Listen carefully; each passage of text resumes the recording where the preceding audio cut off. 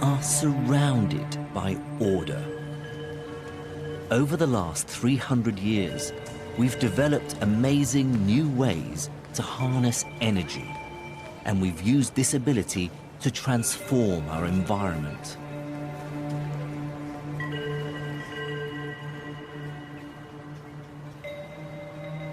But all these structures that we see around us are just one type of visible order that we've created here on planet Earth.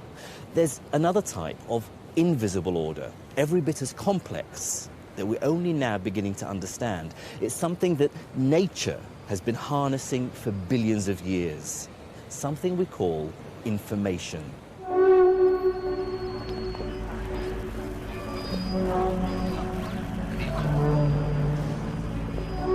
The concept of information is a very strange one. It's actually a very difficult idea to get your head round.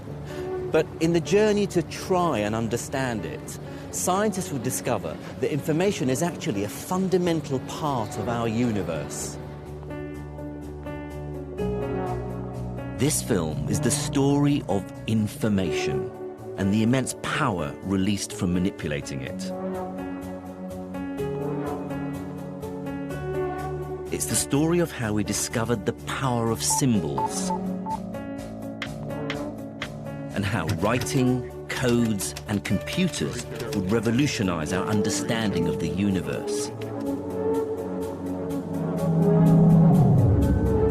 It's the story of how, in a cosmos collapsing into disorder, information can be used to create order and structure.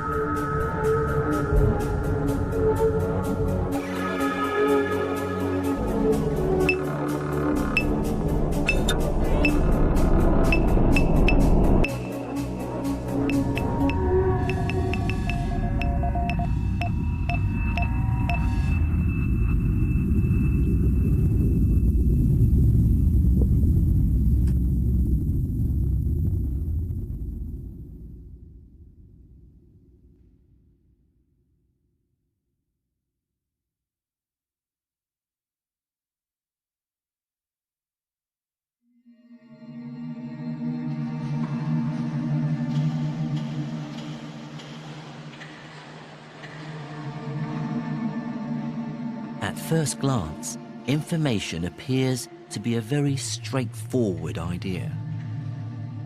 It exists everywhere in our world. Our brains are filled with it, and we constantly exchange it between each other. But information has been one of the subtlest and most difficult concepts that science has had to grapple with. Understanding and harnessing it has been an extremely long and difficult process. The power of information would first be glimpsed over 5,000 years ago, when a revolutionary technology was developed, one that would set the modern world in motion.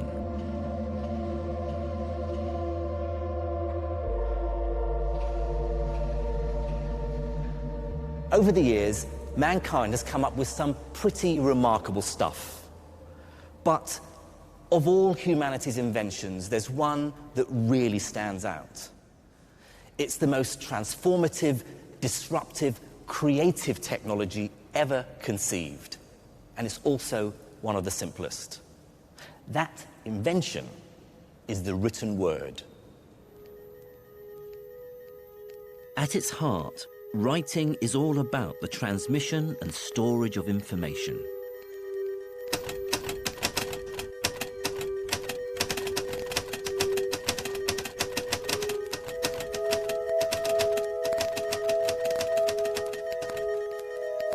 Words allow ideas to endure through time.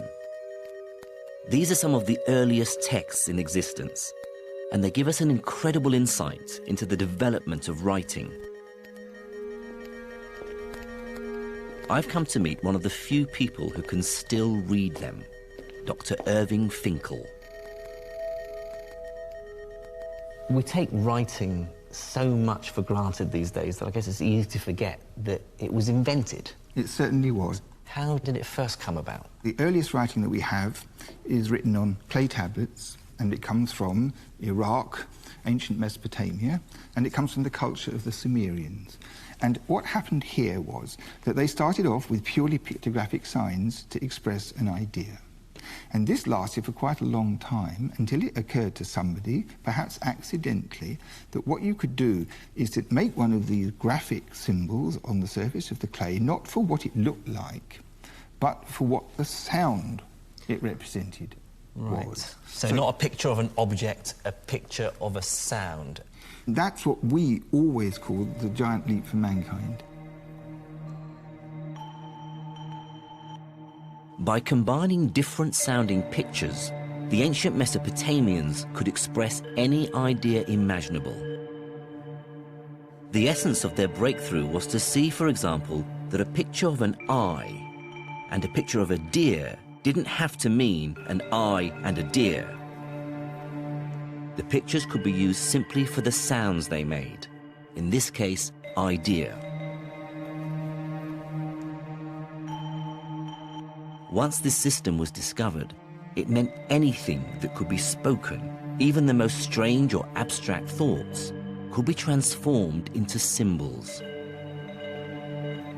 Information could now live outside of the human brain. And this meant it could endure over vast spans of time. It was an idea that fascinated the ancient Mesopotamians.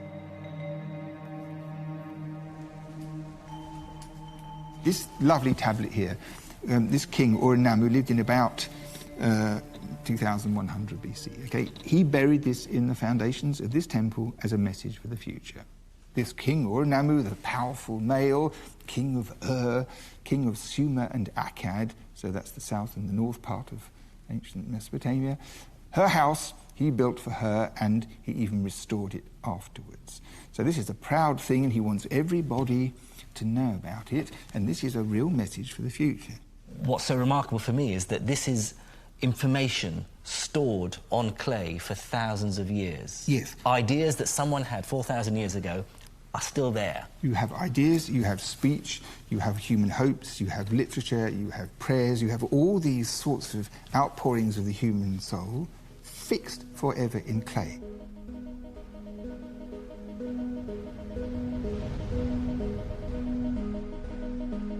By turning sounds into symbols, the Mesopotamian scribes had discovered that information could be changed very easily from one form to another. From something that existed as spoken sounds to something that existed as symbols on clay tablets. But this was just the beginning. Humans were yet to realize the true power of symbols.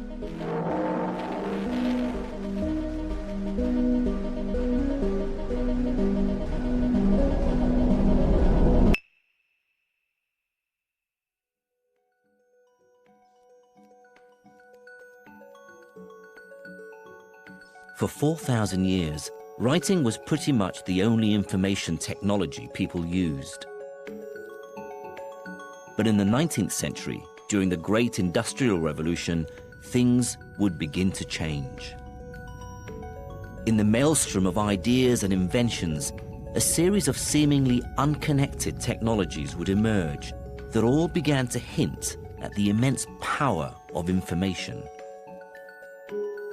These technologies would all come from very practical, very untheoretical origins. But they would start to reveal that information was a much deeper and more powerful concept than anyone had realized. One of the first of a new breed of information technologies would be developed in the French city of Lyon at the end of the 18th century.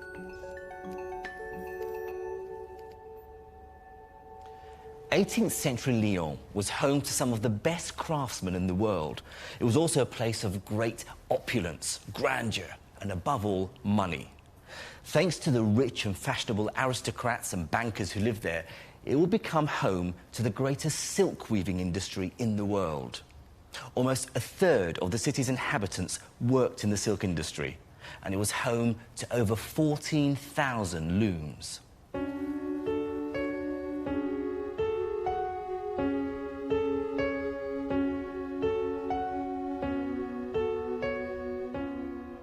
This is brocade, the material that made Lyon famous. It's a beautiful and intricately woven fabric that, as you might imagine, is incredibly labour-intensive to produce. A two-man team working flat out for a day could at best produce about an inch of this amazing stuff.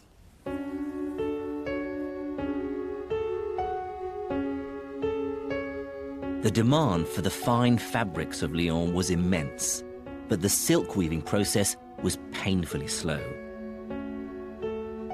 But thanks to a soldier and weaver named Joseph Marie Jacquard, a device would be developed to help speed up weaving. In the process, it would reveal a fundamental truth about information.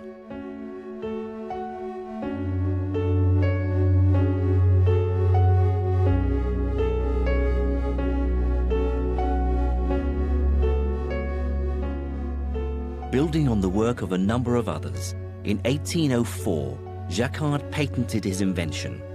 At the time, the loom was the most complex mechanism ever built by humankind.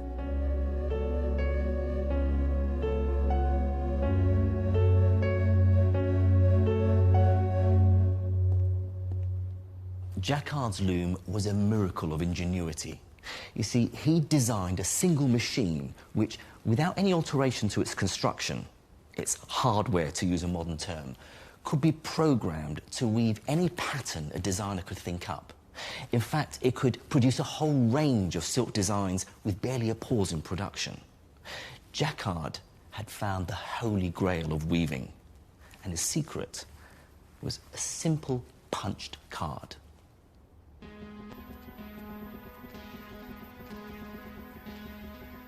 The punched card held within it the essence of the designs that the loom would weave.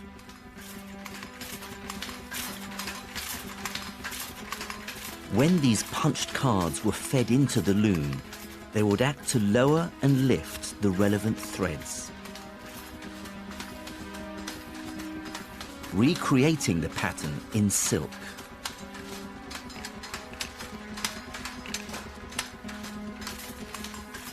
Any design you could think of could be broken down and translated into a series of punch cards and could then be woven by the loom.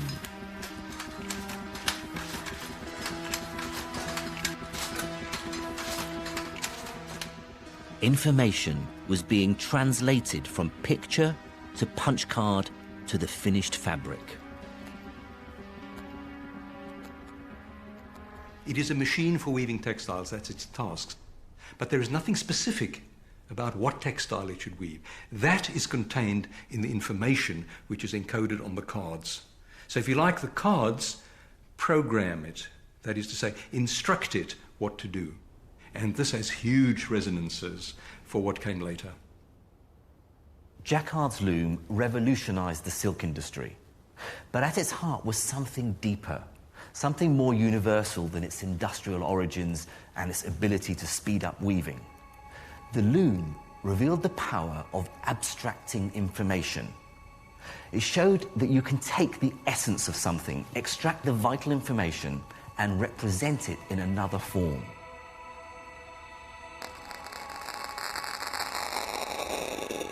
Writing had revealed you could use a set of symbols to capture spoken language. Now, Jacquard had shown that with just two symbols, a hole or a blank space, it was possible to capture the information in any picture imaginable.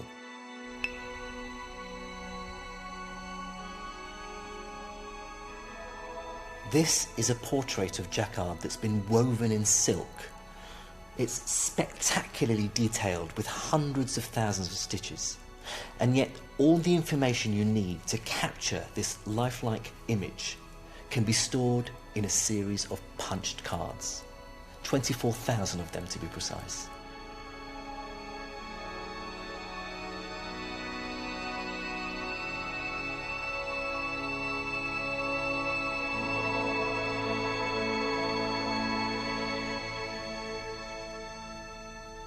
This picture is a fantastic example of a really far-reaching idea.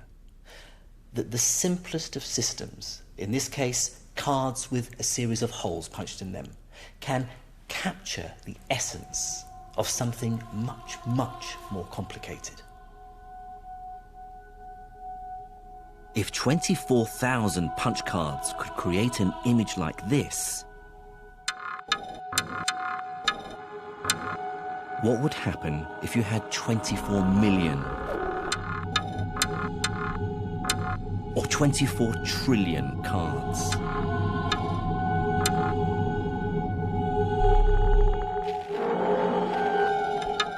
What new types of complex information might be able to be captured and represented?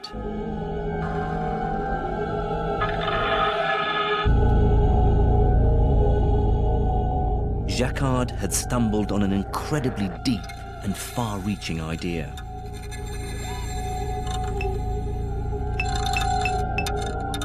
As long as you have enough of them, simple symbols can be used to describe anything in the entire universe.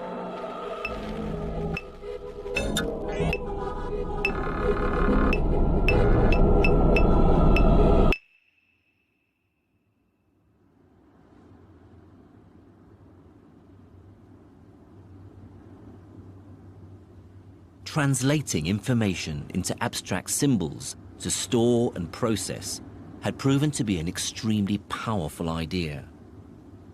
But the way information was sent, the way it was communicated, hadn't changed for thousands of years. The world before telecommunications technology was a very different place, because you could only send messages as fast as you could send objects. So you'd write a message on a piece of paper or something like that, and then you'd either give it to somebody who could run very fast or could go on a horse or on a ship very fast. But the point was you could only send information as fast as you could send matter. But in the 19th century, the speed at which information could be sent would dramatically increase, thanks to an incredible new information-carrying medium: electricity.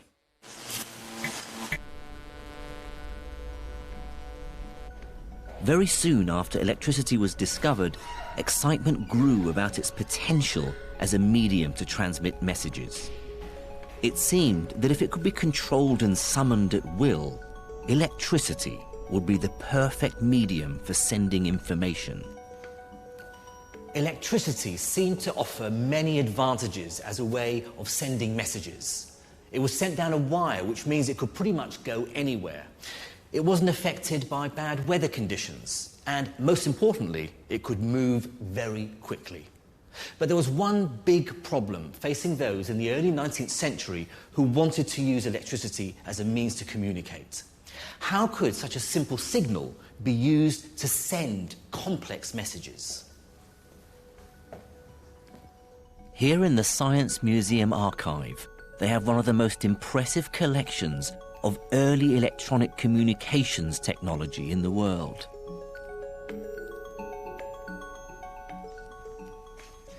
Here are just some of the early devices designed to send signals using electricity.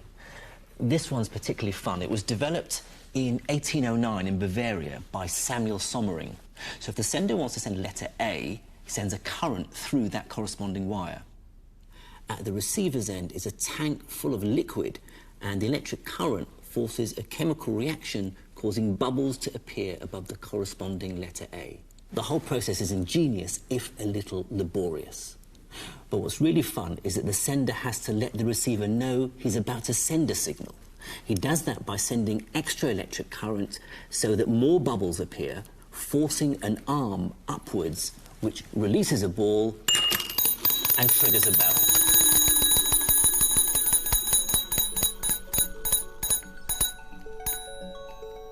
As you can imagine, this wouldn't be the quickest of systems. After Sommering, all sorts of approaches were taken in trying to crack the problem of sending messages using electricity. But they all suffered from having over-complex codes. These devices, each cunning and innovative in its own way, were all destined for the scrap heap of history. And that's because in the 1840s, they were superseded by a way of sending signals that still endures to this day. It was developed by artist and entrepreneur Samuel Morse, together with his colleague Alfred Vail. What was so special about their system wasn't the technology that was used to carry their messages, but the incredibly simple and effective code they used to send them.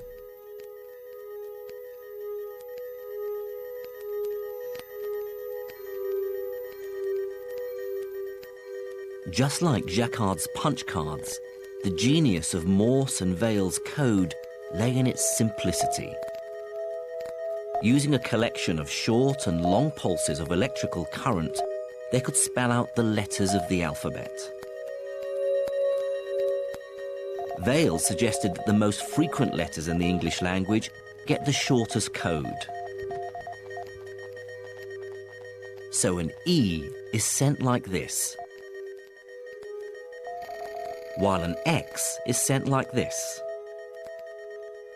This means that messages can be sent quickly and efficiently. Figuring out the code part of it, the software, if you like, was as complicated as figuring out the hardware side of things with the batteries and the wires. And together, they made an entirely new technology, which was the electric telegraph. The telegraph had once again revealed the power of translating information from one medium to another. Information had at first been fixed in human brains, then held in symbols in clay and paper and punched cards. Now, thanks to Morse, information could reside in electricity, and this made it unimaginably lighter and quicker than it had ever been before. In just a few short years, the telegraph network would spread around the entire globe, laying the foundations of the modern information age.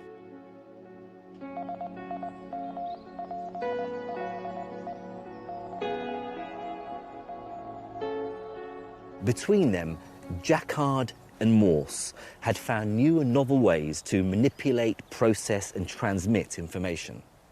What had begun with the invention of writing thousands of years ago had culminated in the binding of the entire planet in a lattice of wires carrying highly abstracted information at incredible speeds. For people at the end of the 19th century, it may have seemed that humanity's ability to manipulate and transmit information was at its zenith. They couldn't have been more wrong. Information would reveal itself to be a more important, more fundamental concept than anyone could have imagined. It would soon become apparent that information wasn't just about human communication. It was a much further-reaching idea than that. The true nature of information would first be hinted at thanks to a strange problem, one dreamed up by a brilliant Scottish physicist who appeared to be thinking about something else entirely.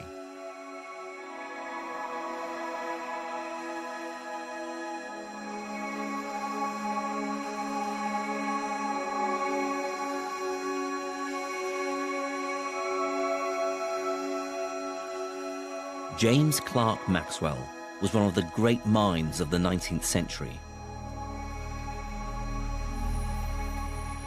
Among his many interests, Maxwell became fascinated by the science of thermodynamics, the study of heat and motion that had sprung up with the birth of the steam engine.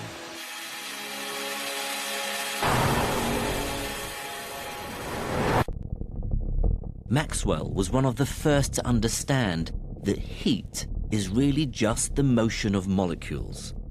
The hotter something is, the faster its molecules are moving.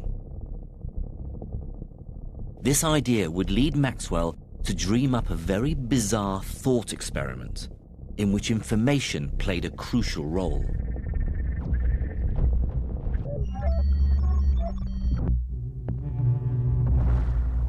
Maxwell theorized that simply by knowing what's going on inside a box full of air, it would be possible to make one half hotter and the other half colder. Think of it like building an oven next to a fridge without using any energy.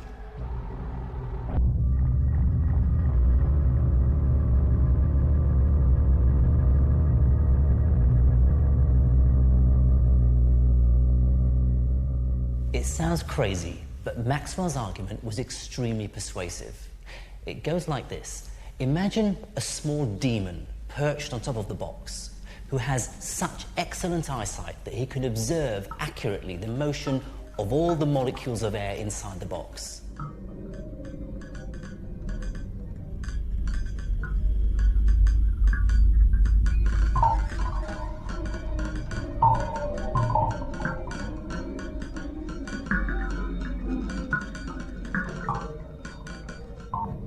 Now, crucially, he's in control of a partition that divides the box into two halves.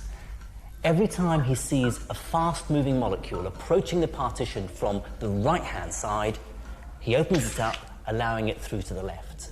And every time he sees a slow-moving molecule approaching the partition from the left, he opens it up, allowing the molecule through to the right.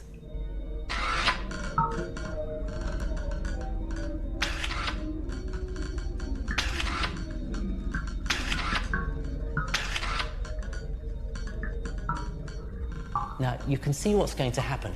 Over time, all the fast-moving hot molecules will accumulate on the left-hand side of the box, and all the slow-moving cold molecules on the right. Crucially, the demon has done this sorting with nothing more than information about the motion of the molecules. Maxwell's demon seemed to say that just by having information about the molecules, you could create order from disorder. This idea flew in the face of 19th century thinking. The science of thermodynamics had shown very clearly that over time, the entropy of the universe, its disorder, would always increase. Things were destined to fall apart.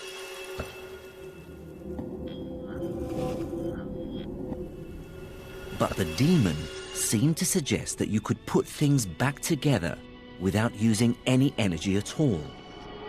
Just by using information, you could create order. It would prove to be a fiendishly difficult problem to solve. Not least because the brilliant Maxwell had come up with an idea far, far ahead of its time.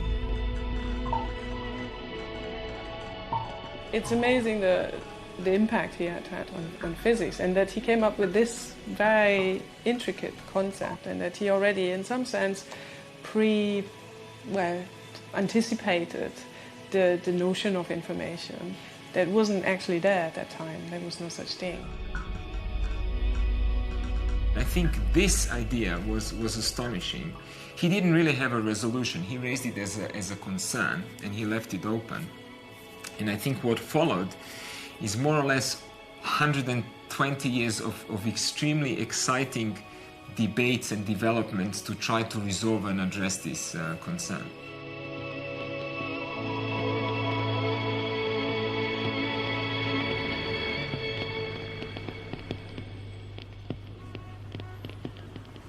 So, what was going on with Maxwell's demon?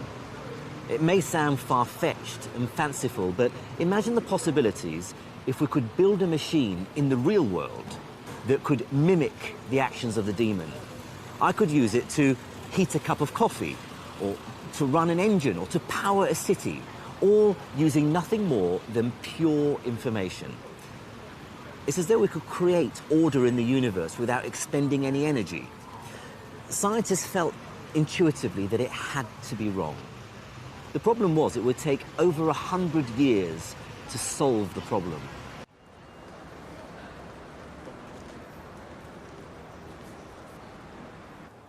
While Maxwell's riddle rumbled on, something quite unexpected was to happen. A new device was dreamt up that could perform quite incredible and complex tasks simply by processing information. What's more, this was a device that could actually be built.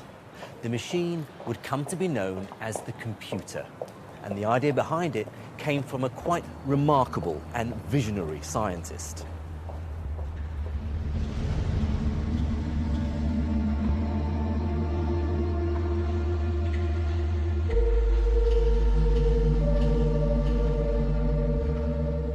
Alan Turing was the first person to conceive of the modern computer, a machine whose sole function is to manipulate and process information, a machine that harnesses the power of abstract symbols, a machine that enables almost every aspect of the modern world.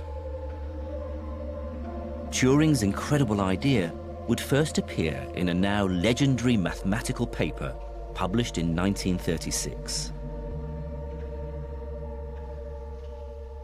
In his brief life, Alan Turing brought fresh, groundbreaking ideas to a whole range of topics, from cryptography through to biology. The sheer breadth of his thinking is breathtaking. But for most scientists, it's the concepts he outlined in these 36 pages that mark him out as truly special. It's this work that makes him worthy of the title genius. Published when Turing was just 24 years old, Uncomputable Numbers with an Application to the Entscheidungsproblem tackles the foundations of mathematical logic. What's amazing about it is that the idea for the modern computer emerged simply as a consequence of Turing's brilliant reasoning. He was thinking about something else entirely. He wasn't, sort of sitting there thinking, I want to try and invent the modern computer. He was thinking about this very abstract problem in the foundations of mathematics.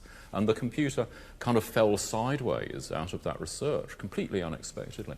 I mean, nobody could have guessed that Turing's, very abstract, abstruse research in the foundations of mathematics could produce anything of any practical value whatsoever, let alone a machine that was going to change the lives of, nearly everyone on the planet. Turing had set out to understand if certain processes in mathematics could be done simply by following a set of rules. And this is what would get him thinking about computers. In 1936, the word computer had a very different meaning to what it does today. It meant a real person with a pencil and paper engaged in arithmetical calculations. Banks hired many such people, often women, to work out interest payments. The Inland Revenue employed them to work out how much tax to charge. Observatories hired them to calculate navigational data. Human computers were vital to the modern world, dealing with the huge amounts of information produced as science and industry grew ever more complex. What Turing did in his 1936 paper was ask a simple but profound question. What goes on in the mind of a person carrying out a computation? To do this, he first had to discard all the superfluous details so that only the very essence of the process of computation remained. So, first off went the ink pot, then the pen, then the slide rule, then the pencils and the pads of paper. All these things made it easier, but none of them were absolutely crucial to the person carrying out the computation. Now Turing asked, what goes on in the brain of a human computer? It's a vastly complex biological system capable of consciousness, thoughts and insights, but to Turing, none of these was critical to the process of computation either. Turing realized that to compute something, a set of rules had to be followed precisely. That was all. He takes the higher level intelligence that was presupposed to be involved in calculation, which is thinking, and says you can have a mechanical process, that is, and by mechanically means an unthinking process, to perform the same act, and therefore eliminates the necessity of human agency with all its high level functions. And that is what is revolutionary about what he tries to do. Turing's brilliant mind saw that any calculation had two aspects: the data and the instructions for what to do with the data. And this would be the key to his insight. Turing had to find a way of getting machines to understand instructions like add, subtract, multiply, divide, and so on, in the same way that humans do. In other words, he had to find a way of translating instructions like these into a language that machines could understand. And with flawless, impeccable logic, Turing did exactly that.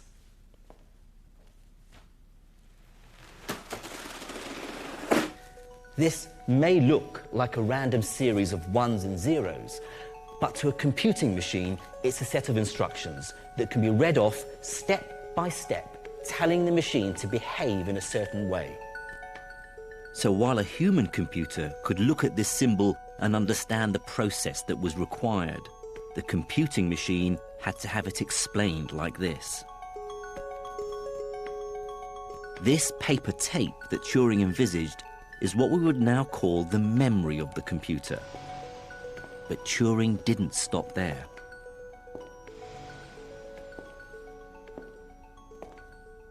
Turing realized that feeding a machine instructions in this way had an amazing consequence. It meant that just one machine is needed to perform almost any task you can think of. It's a beautifully simple concept. In order to get the machine to do something new, all you had to do was feed it a new set of instructions, new information. This idea became known as the universal Turing machine. The more you wanted your machine to do, the longer the tape had to be. Bigger memories could hold complex, multi-layered instructions about how to process and order any kind of information imaginable. With a big enough memory, the computer will be capable of an almost limitless number of tasks.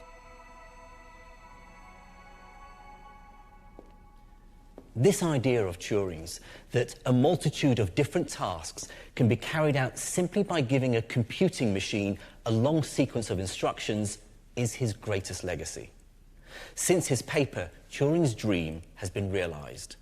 So calculations, making phone calls, recording moving images, writing letters, listening to music, none of these require bespoke machines. They can all be carried out on a single device, a computing machine. This phone is a modern incarnation of Turing's amazing idea. Inside here are many, many instructions, what we'd call programs or software or apps, that are nothing more than a long sequence of numbers telling the phone what to do. What's amazing about Turing's idea is its incredible scope. The sets of instructions that can be fed to a computer could tell it how to mimic telephones or typewriters. But they could also describe the rules of nature, the laws of physics, the processes of the natural world.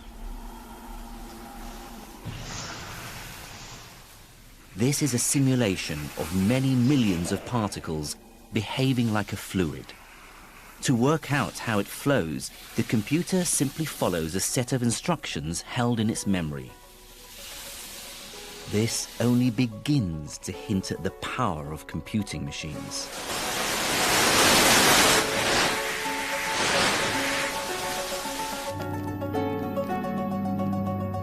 This is a computer simulation of the large-scale structure of the entire universe, and it reveals the true power of Turing's idea. Turning instructions into symbols that a machine can understand allows you to recreate not just a simple picture or sound, but a process, a system, something that is changing and evolving. By manipulating simple symbols, computers are capable of capturing the essence, the order of the natural world itself.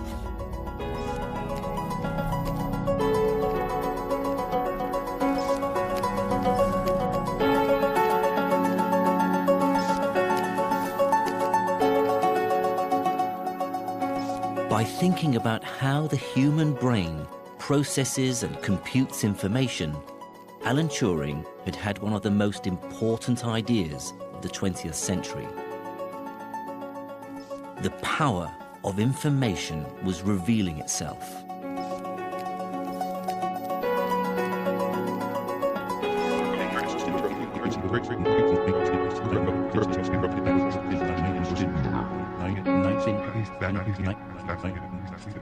It would be very easy to think that after Turing's ideas were made real, the true power of information would be unleashed. But Turing was only half the story. The modern information age would require another idea, one that would finally pin down the nature of information and its relationship to the order and disorder of the universe. It was an idea that would be dreamt up by a gifted and eccentric mathematician and engineer.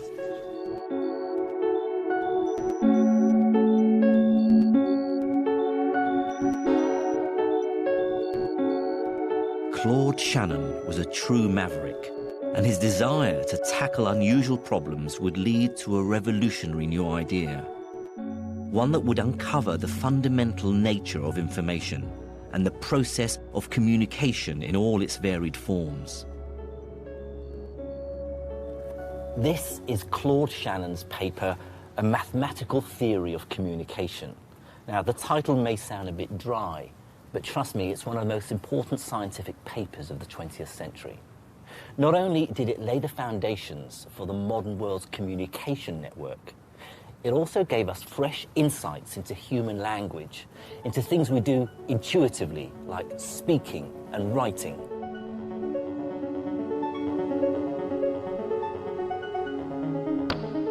The paper was published in 1948, while Shannon was working at the Bell Labs in New Jersey, the research arm of the vast Bell telephone network. It was an institution famous for its forward-thinking, relaxed atmosphere. The mathematicians were free to work on any problem that interested them. The only thing that the laboratory management required of them is that they keep an open door, and if anybody from any other department came with a problem, that they would at least think about it.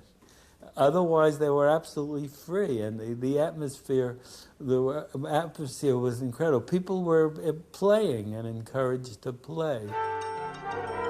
Hello, I'm Claude Shannon, a mathematician here at the Bell Telephone Laboratories. Claude Shannon, in particular, was given free rein to do pretty much whatever he wanted. This is Theseus. Theseus is an electrically controlled mouse. Oh, they treated him as their darling. I never saw him juggle, but I certainly saw him ride his unicycle. He brought it to work one day, and he must have cost Bell Labs at least 100 man-hours of time. But despite the frivolity, the Bell telephone network faced a huge problem. Every day, they transmitted vast amounts of electronic information all across the world. But they had no real idea of how to measure this information properly or how to quantify it. In short, their entire business was built on something they didn't actually understand. Amazingly, their superstar employee, Claude Shannon, would give them exactly what they needed.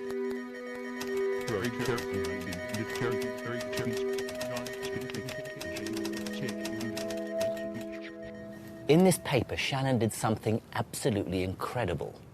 He took the vague and mysterious concept of information and managed to pin it down. Now, he didn't do this using some cleverly worded philosophical definition. He actually found a way to measure the information contained in a message. Amazingly, Shannon realized that the quantity of information in a message had nothing to do with its meaning. Instead, he showed it was related solely to how unusual the message was. Information is related to unexpectedness. So news is news because it's unexpected. And the more unexpected it is, the more newsworthy it is. So if today's news was the same as yesterday's news, there would be no news at all. And the information content would be zero. So suddenly you have a relationship between unexpectedness and information. But Shannon was to go further and give information its very own unit of measurement.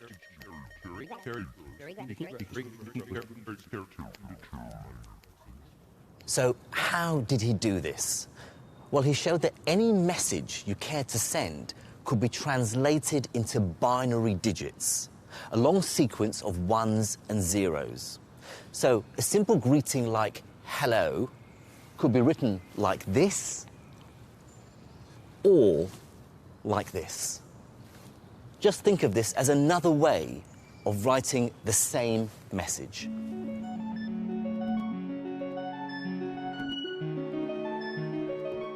Shannon realized that transforming information into binary digits would be an immensely powerful act. It would make information manageable, exact, controllable, and precise. In his paper, Shannon showed that a single binary digit, one of these ones or zeros, is a fundamental unit of information. Think of it as an atom of information, the smallest possible piece. Then, having defined this basic unit, he even gave us a name for it, one we're all familiar with today. He used a shortening of the phrase binary digit, bit. The humble bit turned out to be an enormously powerful idea.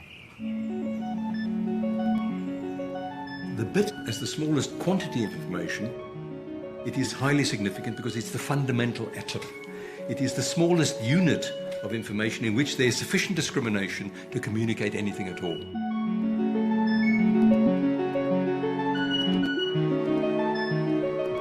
The power of the bit lay in its universality. Any system that has two states, like a coin with heads or tails, can carry one bit of information. 1 or 0, punched or not punched, on or off, stop or go. All of these systems can store one bit of information. Thanks to Shannon, the bit became the common language of all information. Anything, sounds, pictures, text, can be turned into bits and transmitted by any system capable of being in just two states.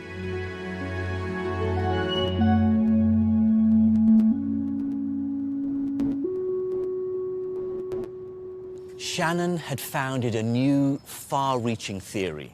The ideas he began to explore would form the cornerstone of what we now call information theory. He'd taken an abstract concept, information, and turned it into something tangible. What had been just a vague notion was now measurable, something real.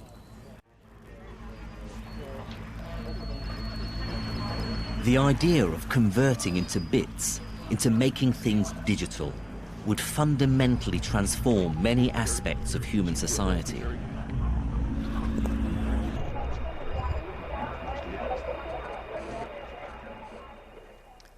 But information isn't just something humans create. We're beginning to understand that this concept lies at the heart not only of 21st century human society, but also at the heart of the physical world itself. Every bit of information we've ever created, every book, every film, the entire contents of the internet, amounts to pretty much nothing when compared with the information content of nature. And that's because even the most insignificant event contains a spectacular amount of information. Let me show you.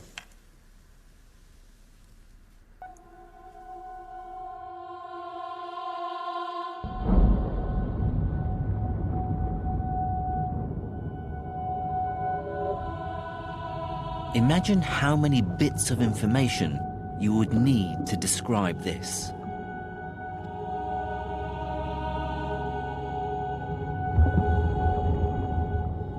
The beautiful and intricate interplay of physical laws taking place at scales and time frames that are normally imperceptible to us.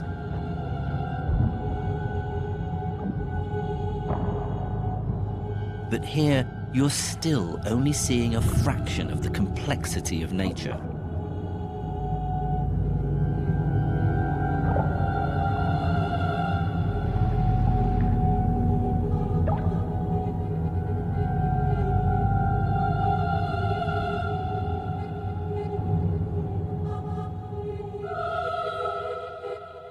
Imagine the interplay between the trillions upon trillions of atoms. The amount of bits you would need to describe this is almost unimaginable. But what's amazing is that now, thanks to the ideas of Turing and Shannon, we're able to describe, model, and simulate nature in ever greater detail. But this isn't the end of the story. Information, it seems, isn't just a way of describing reality. In the last few years, we've discovered that information is actually an inseparable part of the physical world.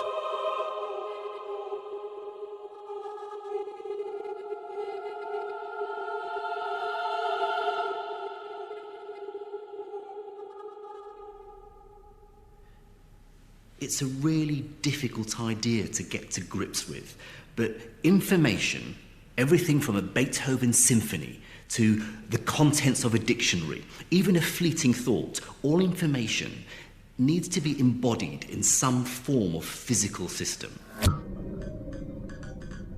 Amazingly, the reason we understand the true connection between information and reality is because of Maxwell's demon. Remember, it seemed like the demon could use information to create order in a box of air that started out completely disordered. Moreover, it could do this without expending any effort. Information seemed to be able to break the laws of physics. Well, that's not true. It can't.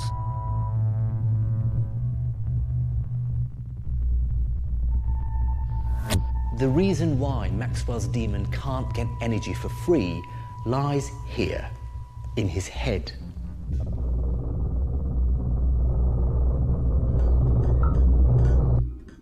What was discovered was this: the demon really is using nothing more than information to create useful energy. But this doesn't mean that he's getting something for nothing.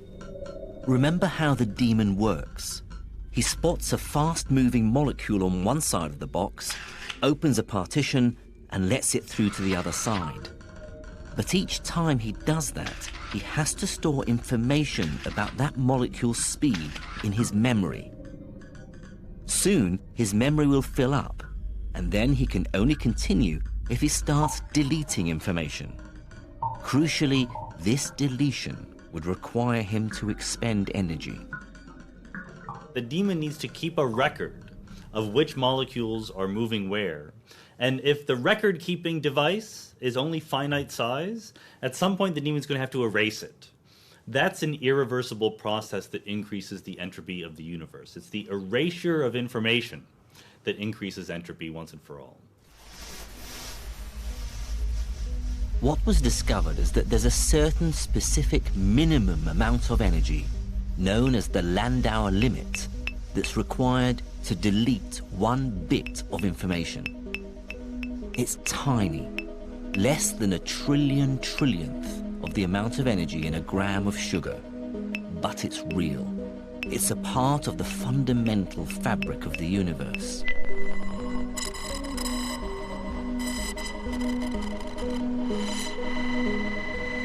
Amazingly, we can now do real experiments that test aspects of Maxwell's idea. By using lasers and tiny particles of dust, scientists around the world have explored the relationship between information and energy with incredible accuracy. Maxwell's thought experiment, dreamt up in the age of steam, still remains at the cutting edge of scientific research today.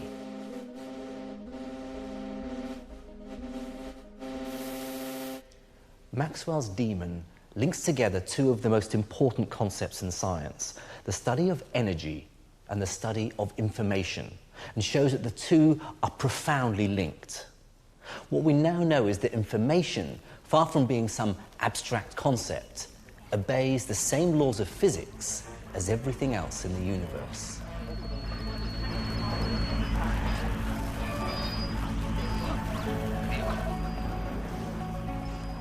Information is not just an abstraction, just a mathematical thing or a formula that you write on the paper. Actually, information is carried by something, so it's encoded onto something, a stone, a book, a CD, whatever. There's a carrier where the information is on. And that means that information behaves according to the laws of physics, so it cannot break the laws of physics.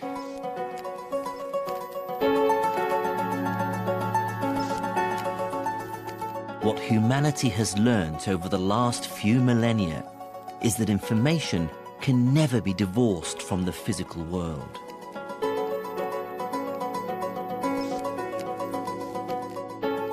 But this is not a hindrance. What makes information so powerful is the fact it can be stored in any physical system we choose.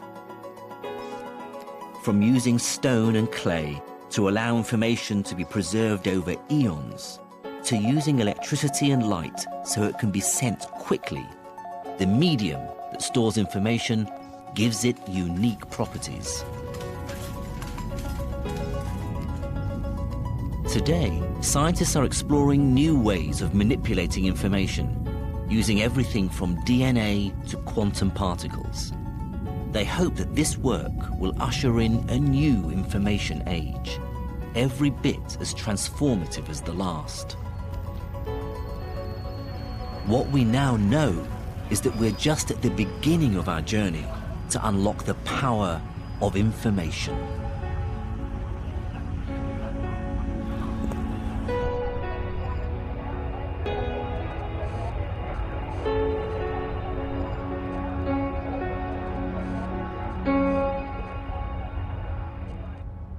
It's always been clear that creating physical order, the structures we see around us, has a cost.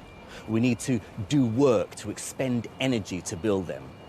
But in the last few years, we've learned that ordering information, creating the invisible digital structures of the modern world, also has an inescapable cost.